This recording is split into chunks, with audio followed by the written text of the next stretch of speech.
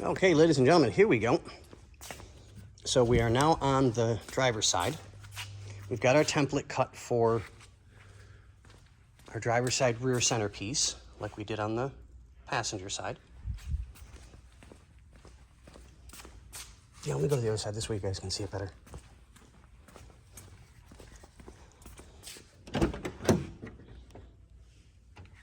Okay, so this side is all put back together.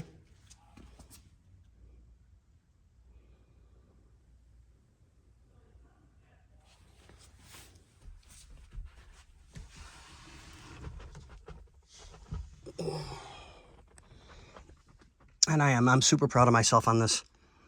It came out really, really good. Everything's been wiped down and cleaned up.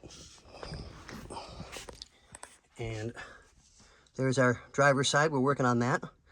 I try to only take apart what I need to at the moment, and then I bag and tag everything up. So we'll do a quick vacuum, wipe the windows down, stuff like that.